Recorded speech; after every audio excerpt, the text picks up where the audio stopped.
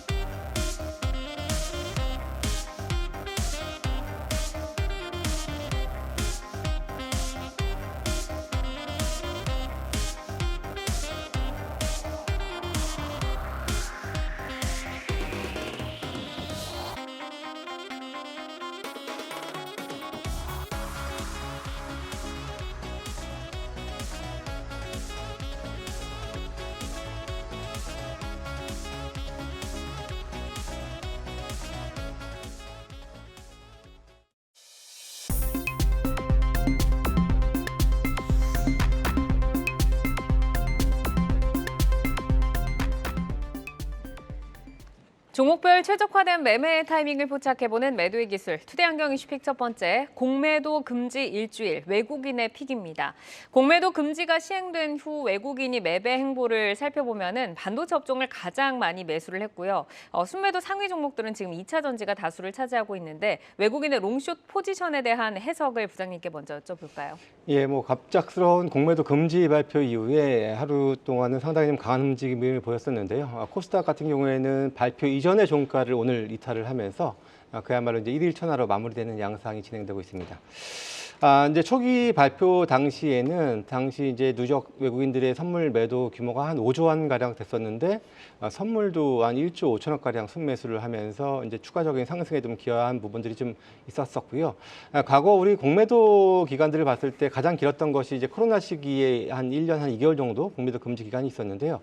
사실 당시에도 외국인들은 주로 매도가 많았습니다. 하지만 당시를 기억해 보면은 지수가 많이 빠졌기 때문에 개인들이 신규로 대거 유입이 많이 진행되면서 지수 반등을 이끌었었는데 지금 최근에서는 사실 개인들이 그만한 여력은 많이 좀 부족한 상황이어서 당시와 환경은 많이 좀 부족하다라고 좀 볼 수가 있습니다.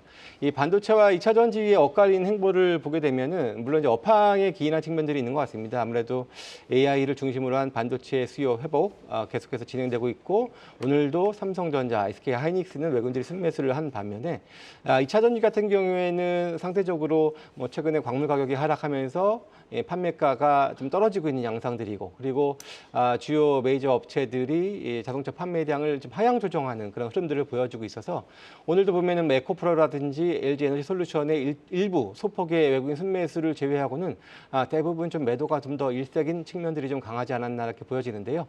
결론적으로 아무래도 당분간은 그래도 외국인들이 매도가 좀 더 이어질 가능성이 있다라고 보여지는 것이 아무래도 공매도를 해지 수단으로서 이제 롱도 같이 끌고 가는 그런 외국인들의 입장에서 해지 수단이 일단 좀 막혔기 때문에 당분간은 그런 강한 순매수 기조를 보이기는 좀 힘들지 않겠나라고 보여지고요. 일단 그런 차원에서 반도체주 그나마 수급이 탄탄한 반도체들의 외국인들 매매 동향도 유심히 지켜볼 필요가 있을 것 같습니다. 네, 공매도 금지 이후에도 아직 이제 청산되지 않은 잔량들도 많고 외국인의 이제 앞으로의 행보를 또 좀 예상을 해봐야 할 것 같은데 지금 반도체 섹터에 이어지고 있는 러브콜이 연속성이 좀 있을 것이다라고 보세요, 파트너님. 예, 일단 연속성은 있을 거다 이렇게 생각은 합니다. 우리가 외국인들의 롱숏 안에서도 이제 흐름 자체가 반도체 쪽으로 매수가 좀 많이 유입되는 그런 모습들이 일단 나타나고 있는데 사실은 이제 이러한 흐름은 미국에서도 역시 마찬가지가 아닌가 이렇게 생각을 하고 있습니다. 아시다시피 마이크로소프트가 AI를 기반으로 해서 모멘텀을 일단 받으면서 이제 신고가를 지금 갱신을 하고 있는 그런 모습도 일단 나타나고 있고요. 특히나 최근 들어서 기대감을 좀 가지고 있는 부분은 이번에 이제 15일 날 있을 미중 이제 정상회담에 대한 기대감, 이 부분에서 일단은 반도체를 어떻게 할 것인가라고 하는 기대감도 좀 있는 것 같습니다.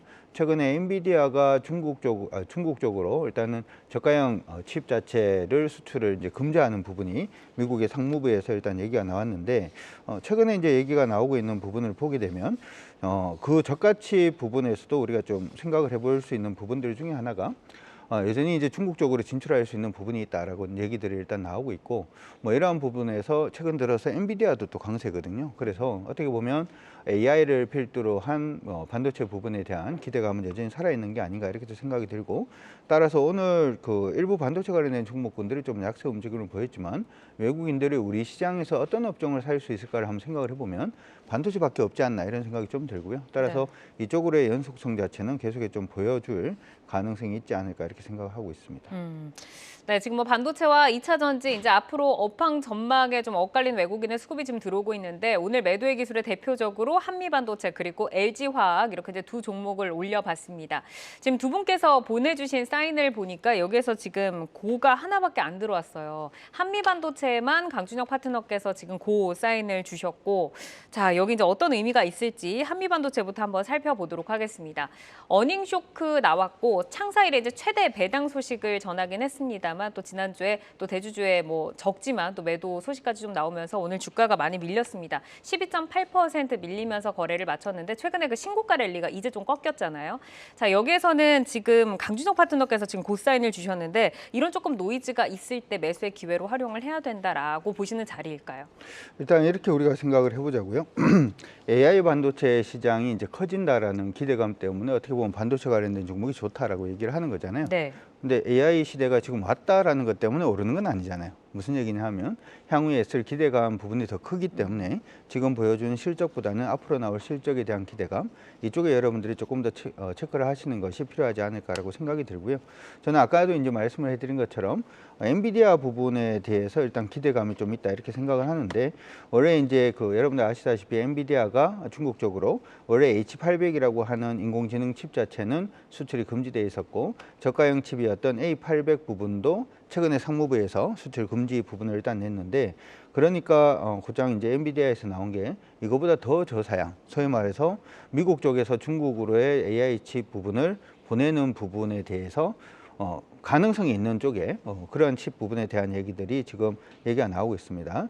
뭐 HGX H20이라든지 네. 아니면은 L2 PCL이라든지 하는 부분의 칩들인데, 이 중에서 중국 쪽으로 수출할 수 있는 부분이 충분히 있다, 이렇게도 얘기를 하고 있고, 이러한 부분을 한번 생각을 해본다면 엔비디아가 중국 쪽으로의 수출 자체가 무난하게 이루어진다면 한미 반도체도 여전히 성장할 수 있는 룸 자체가 있다라는 점을 생각을 할 수가 있을 것 같고요. 네. 따라서 실적 때문에 지금 밀리고 있다는 점은 어떻게 보면 정말 좀 싸게 살 수 있는 그런 기회가 되지 않을까, 이렇게 생각을 하고 있습니다. 네, 지금 실적들이 계속해서 안 좋게 나오고 있습니다. ISC 같은 경우도 조금 전에 실적이 나왔는데 그 3분기 영업 손실이 79억이 넘어서 전년비지 적자 전환을 했고, ISC도 이제 13% 밀리면서 거래를 마쳤는데, 김성준 부장께서는 이렇게 좀 실적이 안 좋은 이 상황에서 반도체 조금 경계를 해야 된다라는 신호를 주신 걸까요? 사실 뭐 한미 반도체는 제가 지난주 화요일 날에도 똑같이 매도의 기술이 한번 나왔었는데 당시에도 네. 신고가였습니다. 이제 맞아요. 당시에도 제가 물론 좋은 건 아는데 일단 좀 밸류가 좀 부담스럽다라는 차원에서 제가 스탑 사인을 드리기도 했었습니다. 맞습니다. 일단 뭐 지금 현재도 마찬가지의 관점입니다. HBM 성장에 있어서 가장 큰 수혜주다라는 데는 의심의 여지는 없는데 일단 뭐 가파르게 올라왔다라는 부분들이고, 그런 차원에서 최근에 이틀 동안 좀 거래도 좀 많이 좀 나왔었습니다. 그러면서 소위 좀 수급이 꼬였다라고 좀 볼 수가 있고요.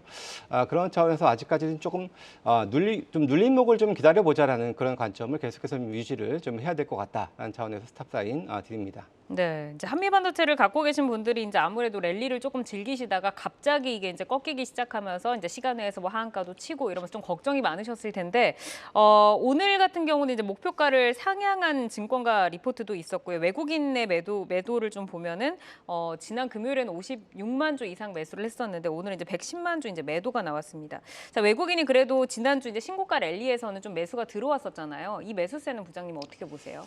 일단 뭐 기본적으로 성장성에 대한 의심은 분명히 없는 건 사실이고요. 물론 오늘 뭐 증권사에서 뭐 여러 가지 상향 루표도 나왔습니다만 실질적인 수급은 일단 이제 양매도였고 좀 대량의 매도가 좀 많이 좀 유입이 됐었습니다. 물론 이제 이번에 나온 3분기 실적이 뭐 저점이라는 데에서는 상당한 전 동의를 하는 바입니다. 그런 부분이겠습니다만은 그래도 이것이 이제 향후에 좋아질 것은 분명하나 당시 6조가 넘었던 시가총액은 분명히 좀 부담스러운 부분들은 있었던 것이고, 기대감을 좀 빠르게 미리 좀 많이 좀 선반영시켰다라는 것들이 어떻게 보면 좀 후폭풍으로 나타났었고, 이러한 것들은 이제 수급 고입 현상으로 당분간은 좀 더 정체하고 조금 더 추가적인 조정 가능성을 좀 열어놓고 봐야 될 거라고 보여지고요. 이런 차원에서 본다면은 제가 이제 지난번에 이제 5만 5천 원 정도 지지를 한번 그 이후에 아래에서 한번 분할 매수 말씀을 드렸는데, 네. 일단 제가 볼 때는 지난번 저점이 이제 5만 1,600원이 형성이 됐었는데 그 정도 수준 혹은 5만 원 부분까지도 한 번은 좀 더 열어놔야 되지 않겠냐라는 그 조심스러운 그런 생각이 들고요. 물론 상당한 기회가 될 겁니다. 그렇게 밀려준다면은 그런 기회로서 충분히 좀 활용하셔서 뭐 장기적인 관점에서도 한번 끌고 가보셔도 좋은 기회가 될 것으로 보여집니다. 부장님께서는 지금 61선 아래까지 밀릴 수 있는 가능성을 조금 짚어주셨고, 오늘 같은 경우는 이제 21선 위에서 조금 그래도 거래를 마쳤는데, 강준혁 파트너께서는 지금 고사인 주셨잖아요. 네. 그럼 여기에서 그냥 보유하면서 기존 주주들은 버텨야 된다라고 보시는 건가요? 일단 제가 이 평을 안 봐가지고 일단 제가 볼 때는 아까 이제 그 부장님하고 저하고도 비슷한 의견일 수 있을 것 같습니다. 당분간은 기업이 이제 5만 원에서 최근에 이제 고점 쳤던 6만 4천 원, 6만 5천 원 사이로 박스로 조금 움직여줄 가능성이 저는 있다, 이렇게 생각을 하고 있고, 이전에는 그냥 신고가만 좀 즐기셨다면 지금부터 시작을 해서는 약간 좀 박스권으로 조금 매매를 하시면서 수익을 좀 지켜가시는 게 네. 필요하지 않을까, 이렇게 생각을 하고요. 저는 지금 형성되고 있는 신고가가 끝은 아니다, 이렇게 생각을 하기 때문에 매매를 이렇게 이제 단기적으로 이 박스권 안에서 매매를 하신다라고 하더라도 물량을 다 터는 거는 아니다. 그러니까 계속 일정 부분 물량을 가져가면서 아까 네. 얘기했던 4만 한 7천, 5만 원 선에서 이제 6만 3천 원 선 사이의 박스권으로 계속 좀 매매를 하시면서 다시금 신고가 나오는 부분을 충분히 기다려 볼 수 있는 그러한 가격이다 이렇게 생각을 합니다. 우선은 박스권 트레이딩인데 계속해서 갖고 계셔도 지금의 가격은 넘어갈 것이다라는 좀 뷰를 주셨고, 자, 이어서 LG화학으로 넘어가 보도록 하겠습니다. 5거래일 연속 하락세를 이어가면서 오늘은 약보합에서 거래를 마쳤는데 두 분 다 여기서 이제 스탑 사인을 주셨어요. 김성준 부장께 먼저 여쭤볼까요?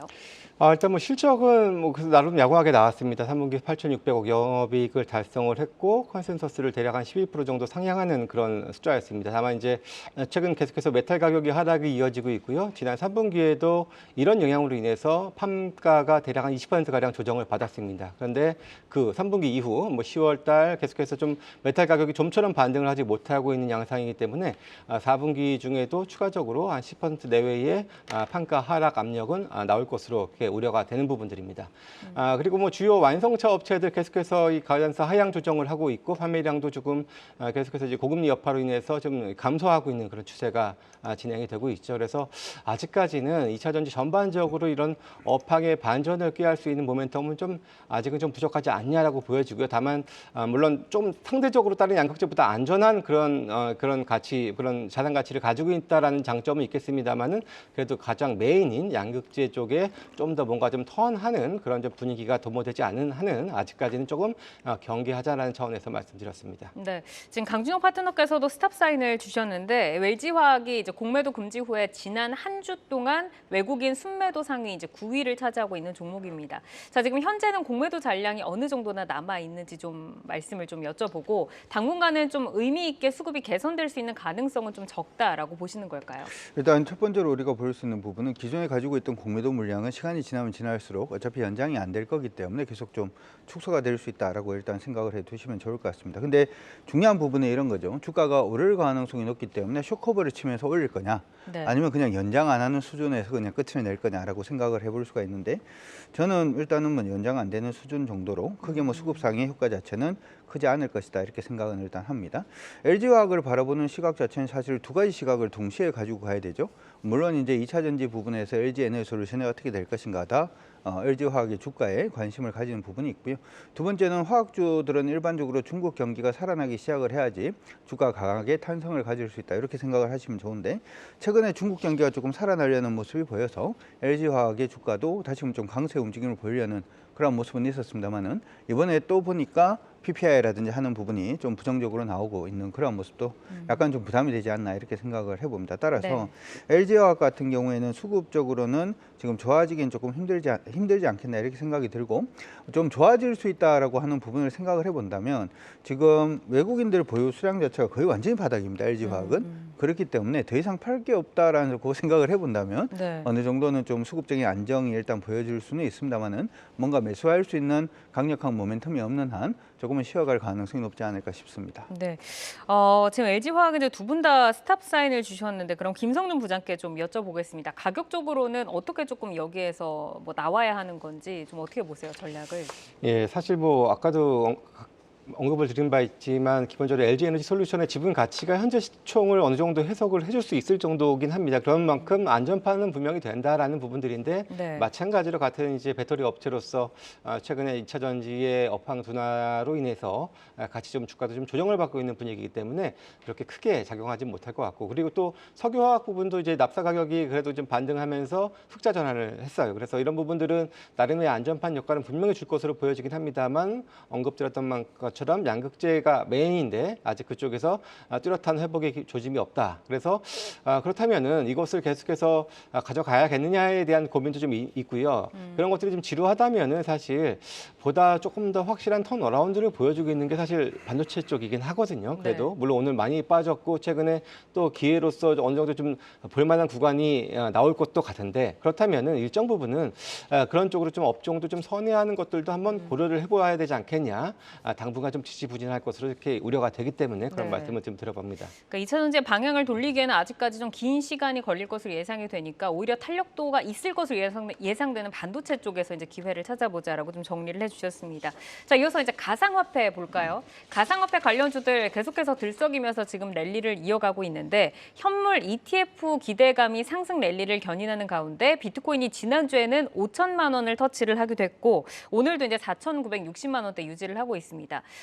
비트코인 상승세가 꾸준히 좀 유지가 되는 것 같은데 관련주들의 랠리도 연속성이 있다라고 봐야 할까요, 파트너님? 일단 사실 이제 2차전지가 아니고 죄송합니다. 비트코인 관련된 네. 가상화폐 관련된 부분은 제가 제 개인 유튜브에서 한 달 전에 한번 얘기를 했던 것 같습니다.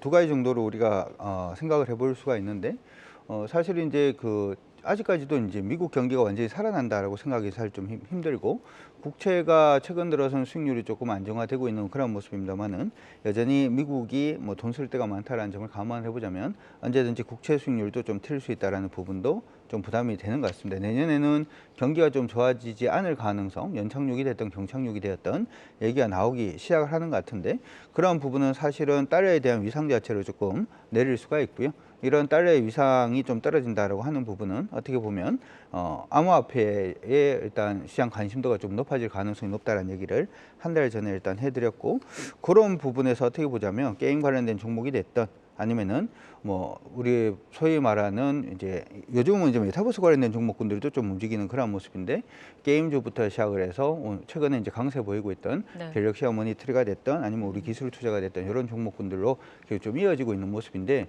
이게 이제 시장 안에서는 이게 좀 강세로 가다 보니까 계속해서 호재가 계속 나오고 있는 모습이고 현물 ETF라든지 하는 부분에 호재가 얘기가 나오고 있는 모습이고 이러한 부분이 계속 좀 저는 이어질 수 있다고 생각을 합니다. 최근 들어서는 거기와 더불어서 이제 비트코인 같은 경우에는 반감기도 거의 다 됐기 때문에 공급 물량이 굉장히 좀 줄어들 수 있다는 부분도 일단 호재로 좀 작용을 하는 것 같습니다. 그래서 장기적으로 보기엔 조금 어려울 수는 있습니다만은 트레이딩 관점에서는 어느 정도 흐름이 이어질 가능성이 높다 이렇게 생각하시고 봐주시는 게 어떨까 싶고요. 이 부분도 확산이 될 수가 있거든요. 네. 예를 들어서 지금은 이미 게임주들 일부는 지금 확산이 되어 가고 있는 그런 모습도 일단 보여주고 있는데 오늘 보니까 최근 들어서 보니까 위직 스튜디오부터 시작해서 이쪽도 지금 좀 움직임을 주고 있는 모습입니다. 그래서 어느 쪽으로 확산되어 가는지도 한번 관심 있게 보시면 시장이 좀 힘든 가운데서 충분히 수익을 올릴 수 있는 그러한 틈새를 만들 수 있지 않을까 싶습니다. 네, 뭐 잠깐 좀 반짝하나 싶었는데 생각보다 강하게 계속해서 좀 네. 올라오는 것 같습니다. 그러면 이제 가상화폐 관련주를 지금 뭐 위직 스튜디오까지도 좀 짚어주셨는데 어떻게 그 세밀화된 카테고리를 분류를 해서 저희가 봐야 할지 어떤 업체들을 좀 봐야 될까요, 부장님?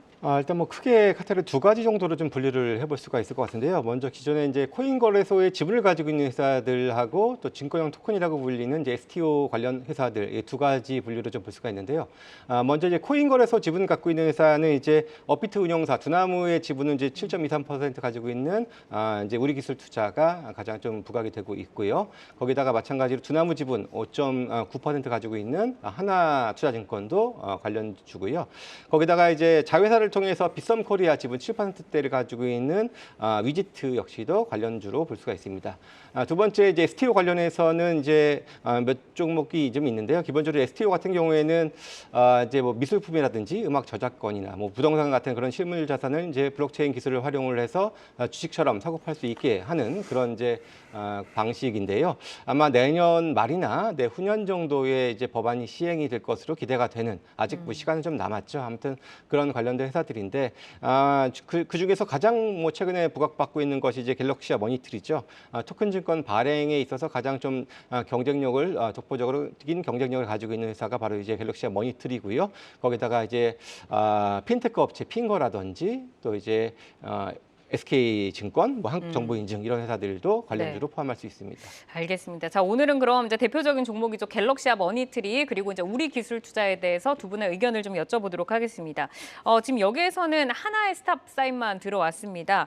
우리 기술 투자에만 강준혁 파트너께서 이제 고사인 주셨고 우리 김성준 부장께서는 스탑 사인 주셨는데 자, 갤럭시와 머니트리부터 보도록 하겠습니다. 정말 강해요. 11월 들어서는 단 하루를 제외하고 상승을 이어가고 있습니다. 11월 1일에 상한가를 치고 계속해서 조금 연속성 있는 상승세 가지고 가고 있는데 강준혁 파트너께서는 갤럭시와 머니트리 계속해서 좀 강하게 보세요. 일단 제가 예전에 유튜브에서 뭐라고 그랬냐면 암호화폐를 보시는 것도 나쁘지 않을 것 같습니다. 이렇게 얘기는 했는데 우리가 증권 방송이니까 그럼 뭐 어떻게 뭐 얘기를 관심 있게 얘기를 할 수는 없죠. 그래서 그 대안이 될 수 있는 부분이 저는 갤럭시와 머니터리가 아닌가 이렇게 일단 생각을 하고 있고요.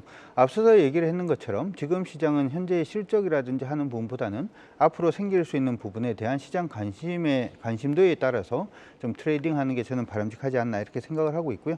거기에 저는 사실은 그렇기 때문에 일단은 암호화폐가 찍혀 있는 암호화폐를 덮어 씌울 수 있는 아까 이제 부장님이 말씀을 해주신 것처럼 것처럼 그 관련된 기업들 중에서는 저는 게임주도 가능하다라고 얘기를 했는 게 네. 예전에 이제 게임주가 엄청 많이 올랐던 부분이 프레이 투 원 때문에 올랐잖아요. 맞아요. 그렇기 위메이드가 때문에 그런 그래서 그 게임주도 지금 보면 위메이드가 단순히 실적 때문에 올랐다라고 저는 생각은 안 하고요. 네. 뭐 그런 식의 종목군들도 일단 있고 그런 부분이 커지기 시작을 하면은 안에서 이제 그 영상 자체를 자꾸 만들어야 되는 그러한 식의 메타의 세계 자체. 그러니까 메타의 세계를 만들기 위해서는 가상현실이 필요하고 그러다 보면 위직이 됐든 텍스트가 됐든 이런 식으로 저는 계속 확장이 되어 간다라고 생각하는데 어쨌든 여기에서 대장 자체가 갤럭시와 모니터리이기 때문에 네. 갤럭시와 모니터리는 흐름이 꺾이기 전까지는 계속 트레이딩으로 바이하시는 게 가장 바람직하지 않을까 싶습니다. 그러니까 아직 가상화폐에서 순환매가 이제 돌기 좀 시작하는 네. 거기 때문에 대장주인 갤럭시와 머니트리 계속해서 보자라고 하셨는데 이 갤럭시와 머니트리가 가상화폐와 연동돼서 어떻게 조금 이익이 발생되는 구조를 가지고 있는지 앞으로 좀 성장에 대한 전망은 어떻게 바라보세요, 부장님? 일단 기본적으로 아직까지는 이제 갤럭시와 머니터는 주로 이제 PG 업체고요. 거기서 주로 수익이 나고 이제 비트코인 이 블록체인 관련해서는 한 1%대 정도 수준의 매출에 불과하긴 합니다.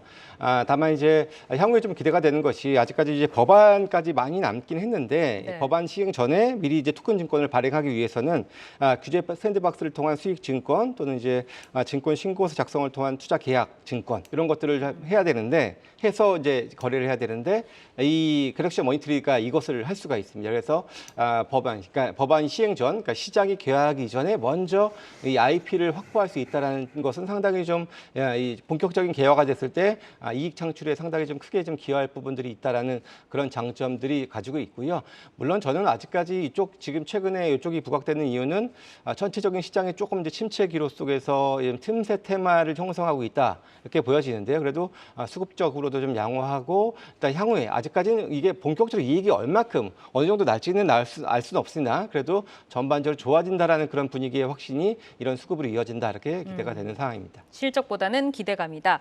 자, 그러면 이제 우리기술투자도 넘어가 보도록 하겠습니다. 역시 뭐 11월 들어서 가파른 상승세 보이고 있는데 여기서는 두 분의 의견이 나뉘었어요. 이제 김성주 부장께서 이제 스탑 주셨으니까 먼저 좀 경계감에 대한 의견을 여쭤볼까요?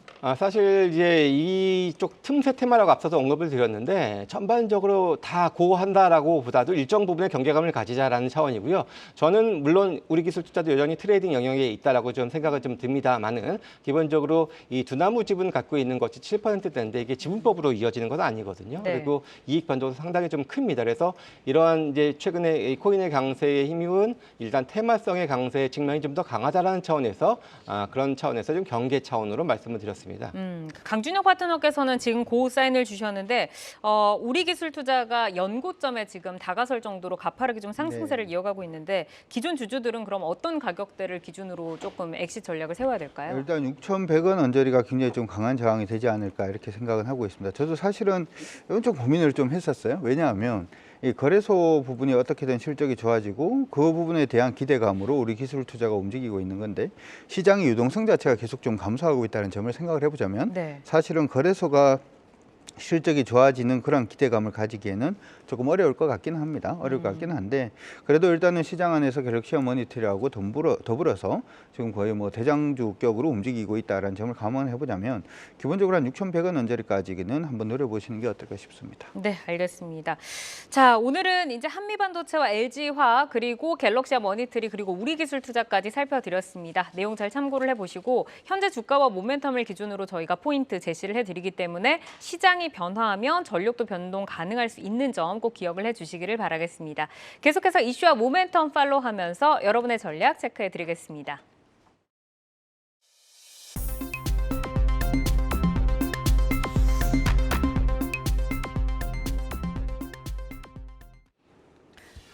장 마감 후 4시부터 6시까지 진행되는 시간의 투자리그, 시간의 거래 동향 만나보는 이 시각 시간의 단일가입니다. 정규장 마감 후 오후 4시부터 6시까지 10분 단위로 시간의 단일가 거래가 이뤄지는데요. 시간의 주요 종목 등락률 실시간으로 생생하게 전달해 드리겠습니다. 그럼 이 시각 시간의 단일가 코스피 상승률 상위부터 체크해 보겠습니다. 네, 먼저 신흥과 한창이 9% 그리고 8% 강세를 보이면서 각각 움직이고 있습니다. 그리고 모두 투어 리츠 보시면요. 4거래일 만에 하락 반전하면서 오늘 8% 정도 조정이 나왔습니다. 하지만 시간의 거래에서 다시금 매수세 붙으면서 6% 빨간불 켜고 있고요. 또 농심도 6거래 연속 상승 흐름 가져가고 있습니다. 오늘도 1%대 강세를 보였는데 시간에서 더 탄력적인 모습 보여주고 있습니다. 2.8% 상승하면서 50만 2천 원 선에 거래되고 있습니다. 계속해서 코스닥 상승률 상위 체크해 보겠습니다. 네, 코스닥에서는 윙스풋이 9.9% 상승한 상한가 부근에 들어가 있고요. 그리고 오늘 건축자재 업체로 코스닥에 상장한 SY스틸텔 125% 상승하면서 마감을 했는데요. 시간에서도 탄력적인 움직임 보여주고 있습니다. 6% 정도 상승을 하고 있고요. 또 강관 소재 제조업체인 율촌, 자동차 부품 매출이 대부분을 차지하는 업체죠. 오늘 2% 약세를 보였지만 시간에서는 매수세 붙으면서 9% 정도 상승하면서 시세를 분출하고 있습니다. 이번에는 코스피 하락률 상위로 넘어가 보겠습니다. 네, 오늘 경영권 매각 추진 소식을 전하면서 튀어 올랐다가 윗꼬리 달고 1% 상승으로 마감한 대구백화점, 시간에서 4% 정도 눌리면서 11,040원 선 지나가고 있고요. 또 STX 그룹주들도 올라와 있습니다. 페루와 브라질 리튬 광산을 운영하는 회사와 광산 개발 MOU를 체결했다는 소식 전하면서 STX 오늘 상한가 부근에서 마감을 했는데요. 시간에서는 2.5% 밀리면서 12,000원 선 지나가고 있고 STX 그린 로지스도 동반 약세 흐름 가져가고 있습니다. 그리고 오늘 특별한 이슈는 없었지만 초전도체 테마가 오늘 올라왔는데요. 덕성이 1.7% 하락 반전하면서 5,010원에 거래가 되고 있습니다. 마지막으로 코스닥 하락률 상위도 살펴볼까요? 네, 디스플레이 검사 장비 업체인 ELP가 5.6% 하락하면서 코스닥에서 가장 많이 밀리고 있고요. 아까 말씀드렸듯이 특별한 이슈는 없었지만 오랜만에 초전도체 테마가 들썩였습니다.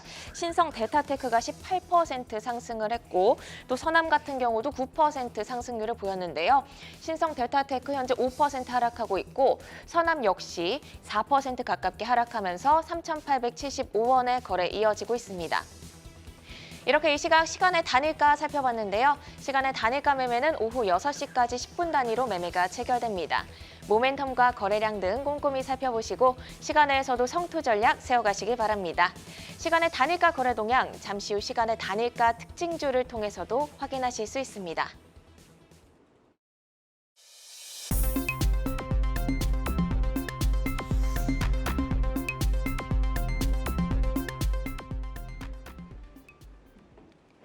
다양하게 부각되는 이슈와 모멘텀 속에서 연속성 있는 재료로 우상향할 주인공 누가 될까요? 주도주로 떠오르게 될 종목을 미리 만나보는 라이징 스탁입니다. 세 분이 가지고 오신 종목 화면으로 먼저 확인해 보시죠. 자, 김병수 PB 덴티움, 김성준 부장 SNS텍, 강준혁 파트너 한화시스템 가지고 오셨는데요. 김병수 PB의 종목 먼저 보도록 하겠습니다. 덴티움, 현재 라이징 포인트 어떤 게 좋아 보일까요? 네, 덴티움 같은 경우에는 이번에 실적이 조금 안 좋게 나왔습니다. 하지만 러시아 물류 문제가 10월부터 개선세가 되지 않을까라는 기대감도 있고 중국 방향 매출액이 올해 한 2천억 가량 나왔는데 내년에 2,500억 가량으로 상향될 것이다라는 전망도 나오고 있어서 러시아 쪽 물류 문제가 있었지만 중국향 매출은 이상이 없다라는 것을 요약을 먼저 드려보도록 하겠습니다. 네, 그럼 러시아와 중국에서 이제 성장을 해 나가는 스토리를 조금 더 자세하게 한번 짚어볼까요? 네, 3분기 매출이 나왔습니다. 매출은 한 900억 가량 그리고 영업이익은 300억 가량 정도 나오게 되었는데 예상치를 하회하는 실적이다라는 얘기가 나왔습니다. 어떻게 보면 러시아가 우크라이나 쪽과 이제 전쟁이 장기화되면서 러시아 쪽 물류 문제가 있었는데 10월부터는 이게 개선세로 지금 나오고 있습니다. 그리고 중국에 대한 실적이 꽤 괜찮다. 이 정도면은 중국이 인플레이션이나 이런 문제가 있지만 내수 시장에서 선방을 했다라고 이야기가 나오고 있습니다. 이게 왜 중요하냐면은 덴티움 같은 경우에는 국내에서 한 28% 그리고 해외에서 대략 한 72% 정도 나오는 수출량 업체로 알려져 있습니다. 70여 개 국가에서 판매가 확대되고 있기 때문에 임플란트 시장에서 국내에서 1, 2위를 다투고 있고 세계 시장에서도 1, 2위를 다투는 업체다라고 알려져 있습니다. 특히 중국 쪽에서는 이제 임플란트를 정부 주도 대량 구매, VBP라고 표현을 하고 있는데 정부에서 워낙 고가이기 때문에 이것을 싸게 사서 병원들에 분배하는 이런 정책을 펼치고 있습니다. 이런 VBP의 영향으로 수출액이 40%가량 증가하는 모습을 보이고 있는데 단가는 낮았지만 어떻게 보면 임플란트에 대한 접근성이 늘어났다라고 좀 말씀을 드려보겠습니다. 중국에 대한 매출 비중이 이제 작년 2022년에는 대략 한 51%가량 차지하고 있었는데 23년 넘어서 24년 내년까지 넘어가게 된다면은 56.5%까지도 증가할 것이다. 결국엔 중국 시장이 굉장히 커질 것이고 여기서 덴티움이 충분한 수혜를 받을 수 있다는 이야기가 나오고 있습니다. 왜냐하면 영업이익률이 굉장히 중요한데 보통 한 15% 정도 나온 영업이익률이 덴티움은 한 개를 팔 때마다 한 30% 이상이 나오고 있습니다. 스트라우만이나 덴츠플라이 같은 경쟁사들에 대비해서도 올 상반기에 영업이익률로 굉장히 압도하고 있기 때문에 지금 조금 안 좋게 실적이 조금 하회했지만 앞으로 성장 스토리가 굉장히 주목된다라고 다시 요약을 드리면서 주가 향방도 지금 굉장히 어떻게 보면 저점이다라는 증권사 리포트가 좀 많이 나와 있습니다.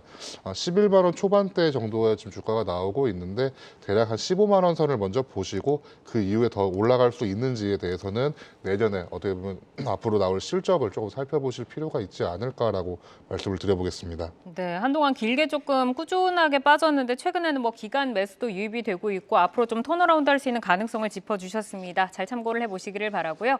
자, 이어서 김성준 부장의 라이징 스탁 보겠습니다. SNS 스택 가지고 오셨는데 라이징 포인트 어떤 거 있을까요? 예, TSMC가 EUV 장비를 전용하면서 EUV 장비 출하 지연에 대한 우려감 때문에 하락이 상당히 컸는데요.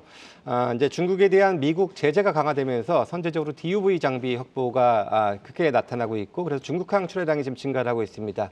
오늘 3분기 실적 발표가 있었는데 일단 매출은 22% 증가 그리고 영업이익도 19% 증가하는 그런 양호한 실적도 기록을 했습니다. EUV에 이제 센티먼트가 회복된다라고 하셨는데 SNS 텍은 이 가운데서 어떤 경쟁력 있는 제품이 있는 건가요? 예, 사실 뭐 SNS 텍은 이미 EUV 펠리클 이제 400W급 제품은 이미 제품화에 성공을 했습니다만은 주요 고객사의 이 EUV 이런 그런 가동률이 저조한 탓에 아직까지도 본격적인 좀 출하가 지금 나오고 있지는 못한 상황인데요. 기대하는 것은 내년 하반기 정도에는 업황 회복과 함께 지금 장비 매출이 이뤄질 것으로 기대가 되는 상황이고 대략 내년에는 한 140억 정도의 매출, 후년에는 한 1,200억 정도의 가파른 매출 성장을 좀 기대를 하고 있는데요. 최근에 많이 팔고 있는 DUV용 펠리클 같은 경우보다도 EUV 펠리클 장비는 가격이 한 60배 정도의 차이가 나기 때문에 이 기회에 상당한 좀 기여를 해줄 것으로 좀 기대가 되는 그런 제품이라고 할 수가 있습니다.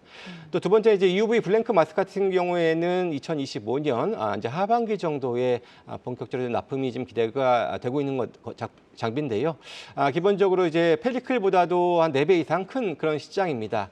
물론 이제 후발주자이긴 합니다만은 아무래도 국산화 니즈가 상당히 좀 강한 그런 좀 분야이기 때문에 일정적인 안정적인 또 시장 점유도 유지를 할 것으로 기대가 되는 그런 장비라고 할 수가 있고요. 이미 이제 내년 2월달 완공을 목표로 용인 부지에 지금 현재 전용 라인을 지금 구축을 진행을 하고 있는 상황입니다. 사실 SNS 텍은 이 주요 장비 업체들보다도 가장 먼저 선제적으로 주가가 상승을 했었던 그런 종목이었습니다. 하지만 최근에는 이제 한미 반도체를 중심으로 한 이제 후공제 업체들이 상당히 좀 큰 그런 부각이 좀 있었었고요. 물론 그런 지연에 따라서 좀 밀리긴 했었습니다만은 그런 기대감까지 완전히 좀 사라진 것은 아니다라는 점을 좀 기대를 해봐야 될 것 같고요. 이 EUV 장비가 본격적으로 개화하기 이전 지금이 가장 어떻게 보면 좀 어두운 국면이다라는 차원에서 본다면은 지금은 지금 성장성을 보고 좀 다시 한번 관심을 가질 때다라고 말씀을 드리고 싶습니다. 그러니까 지금 주춤하고 있지만 오히려 지금 가장 큰 또 기회의 자리일 수도 있다라는 말씀이신데 그러면 가격적인 전략은 어디까지 바라보고 계실까요? 예, 일단은 뭐 최근에 좀 그렇게 아직 추세적으로는 돌파를 하지 못했습니다. 물론 최근에 단기적으로 V자 반등 이후에 오늘 조금 더 실적 발표 이후에 좀 아쉽게도 조정을 보이긴 했습니다만은 그래도 현재 구간에서는 하방은 좀 많이 있을 거다라고 기대가 되고요. 일단은 이제 42,000원 정도의 그런 이제 지지를 한번 기대를 해보면서 목표가는 6만 원으로 이렇게 설정을 해보도록 하겠습니다. 네, 알겠습니다. 6만 원의 목표가 제시를 해주셨습니다. 자, 여기서 강준영 파트너의 라이징 스탁 보겠습니다. 한화 시스템입니다. 라이징 포인트 먼저 만나볼까요? 예, 한화 시스템이 이제 무기 관련된 부분에서는 여러분들이 이제 많이 아실 것 같은데 K2라든지 K9 이 부분이 일단 내년부터 시작해서 폴란드향이 본격적으로 이제 납품이 되게 되고요. 이러한 부분으로 인해서 실적이 본격적으로 일단은 나와줄 가능성이 높아질 것 같습니다. 여기에 이제 최근 들어서 시장 안에서 관심을 가지고 있는 저궤도 위성이라든지 하는 부분에 시장 기대감도 좀 남아 있는 그러한 상태이기 때문에 시장이 요즘처럼 좀 많이 흔들리는 이러한 시점에서 충분히 한번 관심 있게 여러분들이 보시는 게 어떨까 이렇게 생각이 듭니다. 네, 뭐 방산의 뭐 꾸준한 뭐 수주라던가 뭐 우리나라 방산의 뭐 그런 뭐 퀄리티나 뭐 경쟁력이라던가 이런 부분에 대해서는 많이 좀 언급이 되어 왔는데 한화 시스템의 매력은 또 어떤 게 있을까요? 사실 어떻게 보면은 요즘은 하루가 멀다 하고 전쟁 관련된 얘기들이 계속 나오다 보니까 이 전쟁 관련된 부분에서의 시장 약간 좀 예전에는 그 부분이 조금 변동성이 큰 불확실성이었다면 요즘은 그런 부분은 아닌 것 같습니다. 그래서 시장 안에서 어떻게 보면 조금 안정적으로 주가가 움직일 수 있다는 점 기억을 해두시면 좋을 것 같고 앞서서도 일단 이제 반도체라든지 하는 부분에서 향후에 기대감을 가질 수 있는 종목군들 위주로만 요즘 좀 움직이는 그러한 상태인데요. 하나 시스템의 경우에도 아시다시피 이제 K21 전투기의 레이더라든지 하는 부분에 전자장비 수주 부분도 일단은 이제 남아있기 때문에 실적 외에도 이러한 부분에 대한 기대감도 지금 살아있다 이렇게 봐줄 수가 있을 것 같고요. 정부가 최근 들어서 계속 밀고 있는 6G 쪽에서의 어떤 저궤도 위성망이라든지 하는 부분에서도 여전히 진출할 수 있는 모멘텀이 일단 있고요. 그리고 우리가 이제 전기자동차 다음이 이제 자율주행 자동차 다음이 UAM이다 이렇게 얘기를 많이 하는데 지금 뭐 시제기 부분에 이제 제품을 지금 생산하고 있고 이러한 부분의 시범 비행 자체가 내년에 이루어질 수 있을 것으로 지금 판단을 하고 있기 때문에 이러한 부분을 볼 때 향후에 어떤 모멘텀이라든지 그런 부분도 일단 가지고 있고 외국인들마저도 최근 들어서는 좀 많이 팔고 있지 않은 그런 모습에 기관들 매수도 좀 유입이 되고 있는 모습이라서 여러분들이 조금 안정적으로 볼 수 있는 그런 종목이 아닌가 이렇게 생각을 하고 있습니다. 그러니까 안정감도 있고 앞으로도 성장성까지 채울 수 있는 수급까지 이제 훌륭하다라고 좀 말씀을 해주셨는데 그럼 한화 시스템은 지금 좀 진입을 해봐도 좋은 가격일까요? 네, 저는 개인적으로는 충분히 지금도 가능하지 않나 이렇게 생각을 하고 있는데요. 차트 보시면서 전략 세워드리도록 하겠습니다. 최근에 이제 하락으로 내려가던 부분의 추세 자체는 일단 돌파를 시켜놓은 그러한 상태고 바로 위에 이제 저항이 있는 가격이 한 16,000원 정도가 됩니다. 따라서 이번 파동 자체는 16,000원까지는 한번 노려볼 수 있는 그러한 흐름이 아닌가 이렇게 생각이 들고요. 최근 이어지고 있는 추세의 저점 가격권이 13,350원 정도가 됩니다. 따라서 손절 가격은 13,350원 제시해 드리도록 하겠습니다. 네, 알겠습니다. 자, 오늘 라이징 스탁은 김병수 PB의 덴티움, 김성준 부장 SNS텍, 강준혁 파트너의 한화 시스템까지 만나봤고요. 내용 잘 참고를 해보시기를 바라겠습니다. 함께해 주신 김성준 하이투자증권 도곡 WM센터 부장, 강준혁 와우넷 파트너 여기서 인사드리겠습니다. 좋은 말씀 고맙습니다. 고맙습니다. 시간의 단일가 거래 속 특징주들을 따라가 보는 시간의 단일가 특징주 탑5입니다. 시간의 단일가 거래는 내일장까지 연결돼 움직이는 종목들이 많은데요. 오늘 함께 하시면서 매매 전략에 잘 활용해 나가시길 바랍니다. 그럼 바로 5위부터 확인해 보겠습니다. 네, 빅텍인데요. 시리아 미군 기지에 미사일 공격에 따른 미군 사망 소식에 오늘 일부 방산주가 상승했습니다. 빅텍의 경우 6거래일 만에 반등에 성공하면서 4% 상승으로 마감을 했는데요. 시간에서도 분위기 나쁘지 않습니다. 강보합권에서 움직이고 있네요. 바로 이어서 4위 확인합니다. 신신제약입니다. 경피 약물 전달 플랫폼 기업입니다. 3분기까지 역대 최대 실적을 달성했다고 공시하면서 오늘 10% 급등세로 마감을 했습니다. 시간에서도 강한 힘 이어지면서 3.5% 상승 중이고요. 바로 이어서 3위 만나보겠습니다. 큐로셀이 올라와 있네요. 항암 치료제 전문 바이오 벤처 기업으로 지난 9일에 상장한 새내기주입니다. 지난 금요일 상한가를 기록한 후 오늘 16% 하락 반전하면서 급락세로 마감을 했는데요. 시간에서 다시금 분위기 반전되면서 매수세 붙고 있습니다. 1%대 빨간불 켜고 있습니다. 2위 확인해 보겠습니다. 네, 2위는 SY스틸텍입니다. 건축 자재 업체로 오늘 코스닥에 상장한 종목입니다. 상장 첫날 125% 상승하면서 양호한 흐름으로 거래를 마쳤는데요. 시간의 거래에서도 거래량 1위 기록하면서 현재 4%대 상승률 보여주고 있습니다. 1위 확인해 보겠습니다. PN풍년인데요. 주방용품 업체로 압력솥 제품을 주력으로 하는 업체입니다. 오늘 윌링스, 부방 등 밥솥 테마가 강세를 보였는데요. PN풍년 12% 급등하면서 고점 부근에서 마감한 만큼 시간에서도 빨간불 켜고 있습니다. 현재 9%대 상승률 보이면서 상한가 부근에 들어가 있네요. 네, 그럼 특징주 2위 SY스틸텍부터 보겠습니다. 새내기주들의 약진이 두드러지고 있습니다. 상장 첫날 약세장 속에서도 주목받으면서 성공적으로 데뷔를 했는데요. 새내기주로서 경계할 점은 없을지 향후 주목할 모멘텀 들어보겠습니다. 네, SY 스틸텍 같은 경우에는 SY 그룹 내에서 오늘 상장하는 업체 중 하나입니다. 2015년에 설립된 업체인데 좀 자세히 말씀을 드리면은 고기능성 데크 플레이트를 주요 사업으로 하고 있다고 알려져 있는데 데크 플레이트는 이제 건축물의 바닥 쪽에 슬래브 구성에 콘크리트 타설을 위한 금속 조립 구체다라고 보시면 좋을 것 같고 매출액이 굉장히 좀 높게 잘 오르고 있습니다. 2015년 이후 연평균 한 48.9% 오르는 모습을 보이고 있고 지난해에도 매출액이 전년 동기 대비 한 50% 가까이 늘어나는 1,000억 원을 기록하는 모습을 보였습니다. 결국에는 이제 지난달 23일부터 27일까지 기관 투자자를 대상으로 그리고 이후에는 이번 달 1일부터 2일까지 공모주에서 한 1,000대 1을 넘기는 모습을 보여서 아마 공모가에서 좀 주가가 많이 오를 것이다라고 예상을 했고 오늘 장이 좀 안 좋았는데 그 와중에서도 어떻게 보면 좀 희망을 본 공모주 중에 하나다라고 말씀을 드려보겠습니다.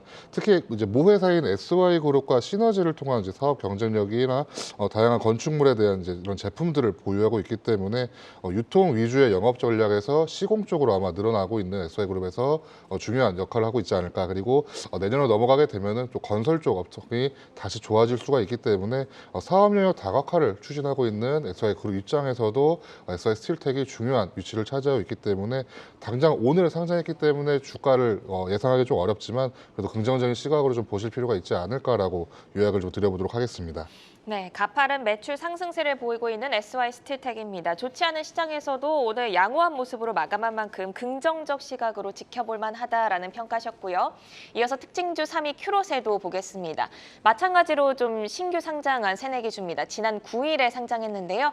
이틀 연속 상승한 후 오늘 급락을 했지만 시간에서 다시금 상승세가 들어오고 있습니다.